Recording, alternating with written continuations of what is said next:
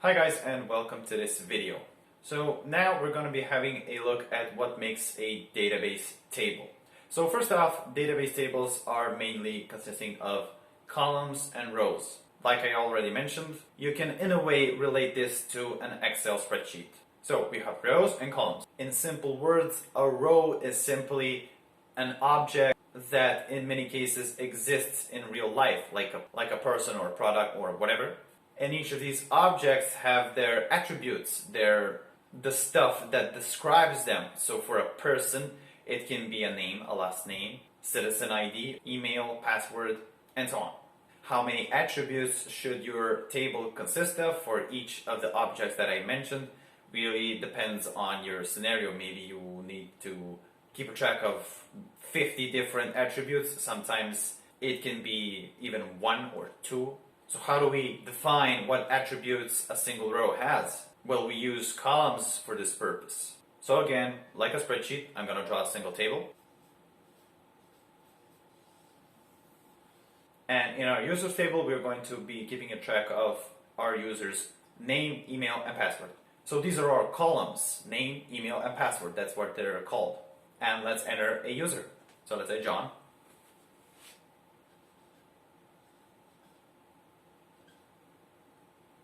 So this is our first user, and as you may guess, we can have as many as we like. There's really no limitations to it. So now for each user, we know what their name is, what their password is, and what is their email. Now, another thing to note that is different from, let's say, Excel spreadsheets is that in a database and in a single table, you can't have two columns with the same name. So if I try to do something like this, so let's extend this guy, and let's try to do something like this, name again, and then write whatever here.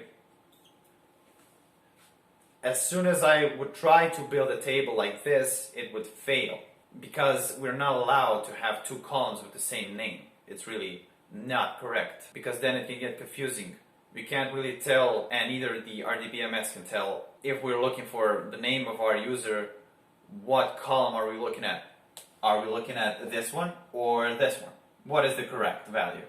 So it needs to be differentiated in some way. So a column name must be unique for one table. If we have a second table, let's say products, and for whatever reason we want to keep track of the name of the product, so we can have something like this.